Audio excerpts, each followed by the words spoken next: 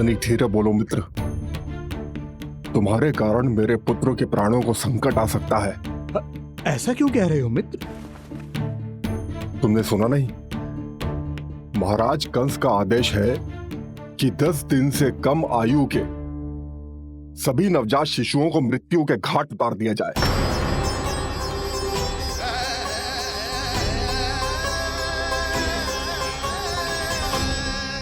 षष्ठी मैया की जय, षष्ठी मैया की जय, षष्ठी मैया की जय, षष्ठी मैया की जय, षष्ठी मैया की जय, षष्ठी मैया की, षष्ठी मैया की जय।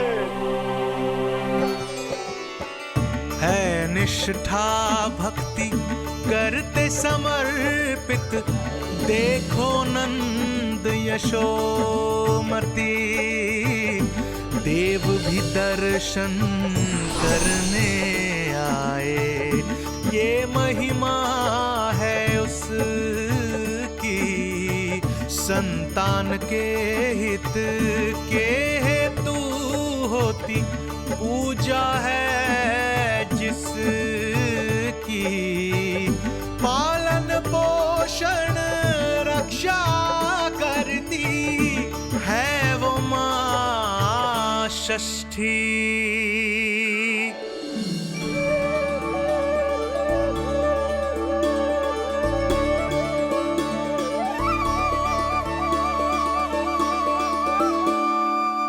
कंस बहुत ही निर्दयी है। इसलिए मैंने अपनी पत्नी समेत अपने पुत्र को भी पड़ोसी राज्य भेज दिया है, उसके मामा के यहाँ। वहां वो दोनों सुरक्षित रहेंगे।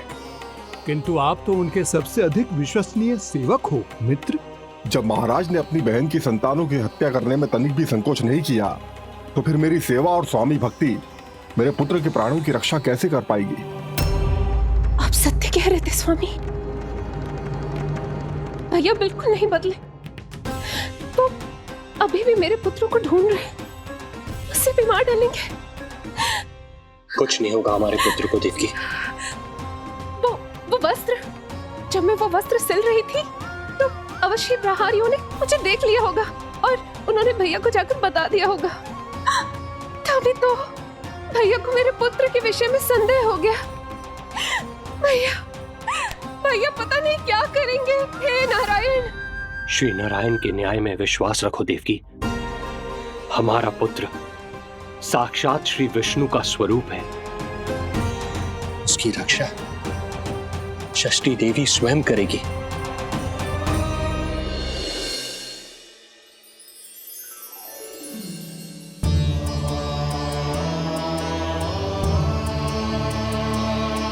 आ गए मधुमंगल।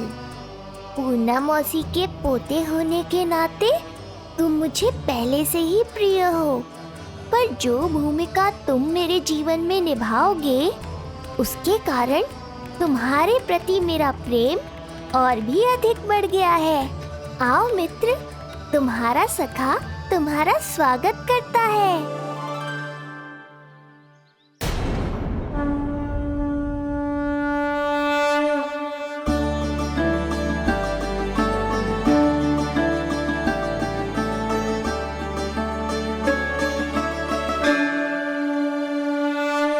हे मां षष्ठी, गोकुल के भविष्य हमारे राजकुमार को उत्तम स्वास्थ्य और दीर्घायु का आशीर्वाद दीजिए।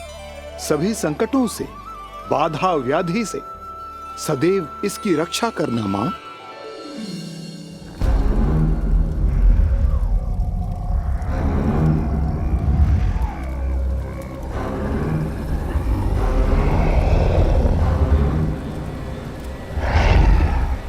महाराज, मेरे होते हुए आपको कोई सफलता और असफलता के बीच केवल कर्म का अंतर होता है दुर्जन।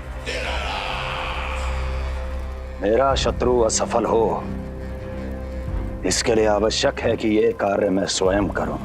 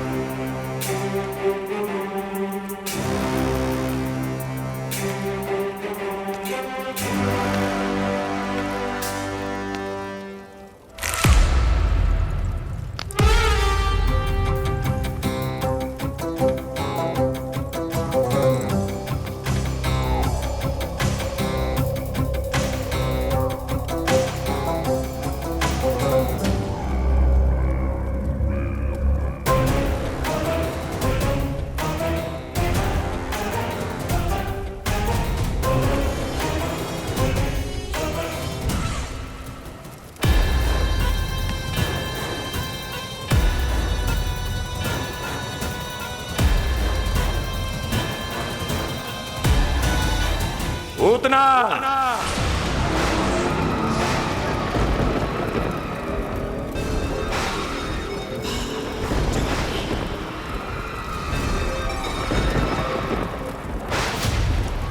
कंस,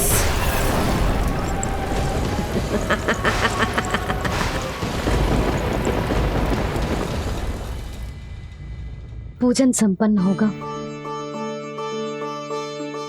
अब षष्ठी मैया अवश्य ही हर बुरी शक्ति से हमारे लल्ला की रक्षा करेंगी। मैया, मैं बुराई का नाश करके धर्म की स्थापना करूंगा, चिंता मत करो आप। ये देखो, अतिथियों से मिलने के लिए कितना लालायित हो रहा है हमारा लल्ला। हाँ?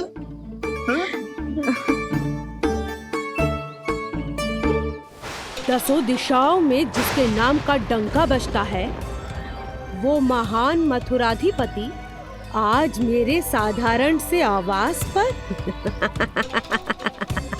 अवश्य ही कोई विशेष कारण होगा। कारण है वो कार्य जो तुम्हें मेरे लिए करना है।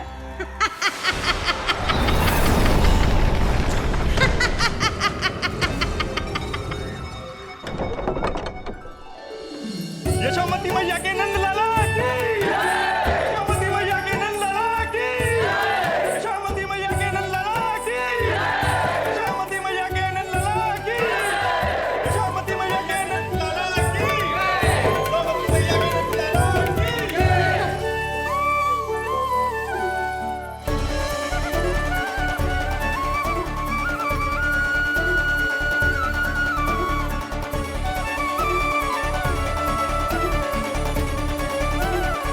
अरे, आप सबको यहाँ देखकर मेरी प्रसन्नता तो और बढ़ गई।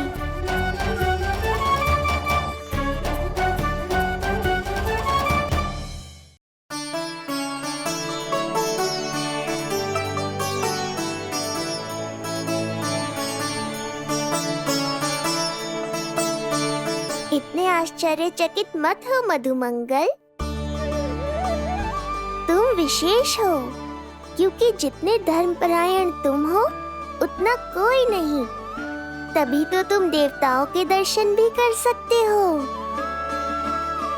पर तुम्हारी दादी कहाँ है मधु? मेरा उनसे मिलने का बहुत मन है।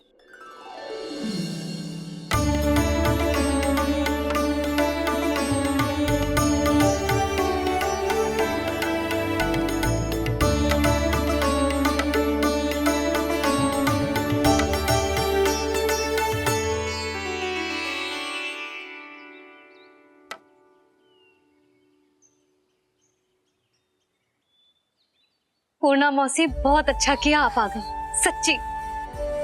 ये तो वही पुण्य आत्मा है, पुण्य मौसी, जिन्होंने भविष्यवाणी की थी कि जिज्जी के लल्ला होगो। तब लगो कि ब्याह के इतने बरसों के बाद ऐसा होना असंभव है, किंतु आज देखो।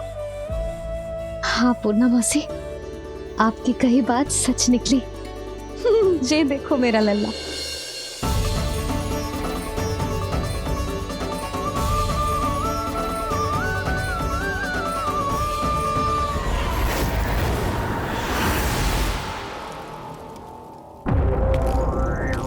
तुम्हें मेरा आदेश मानना होगा।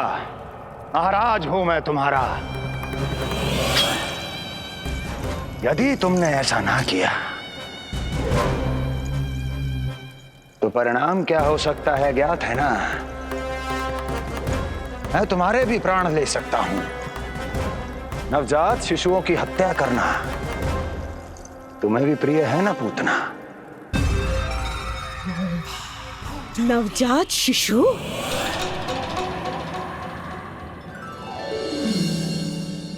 आखिर अब बूढ़ी हो गई है यशोदा। दुख तो इस बात का है कि जी भर के तेरे लल्ला को देख ना पा रही है। जानत है गांव में सभी क्या कहते हैं? यशोदा का लल्ला बहुत प्यारा है। हाँ, वो तो मैं हूँ, किंतु तुम कैसी हो पूर्णा?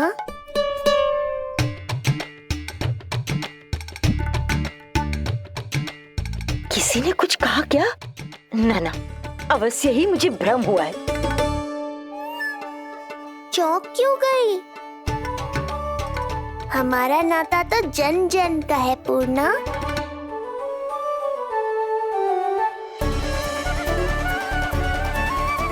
लल्ला की देह तो दमक रही है, तो क्या मुझसे बात भी यही कर रही हो? जी जी मुझसे बात कर रही हो? अरे क्या कर रही हो? सबको मत बताओ पूर्णा, ये केवल हम दोनों का रहस्य है, मेरा और तुम्हारा।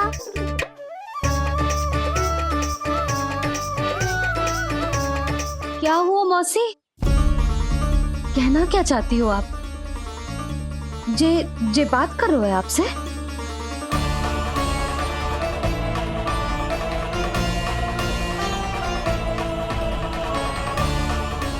बताओ पूर्णा मौसी, क्या हुआ?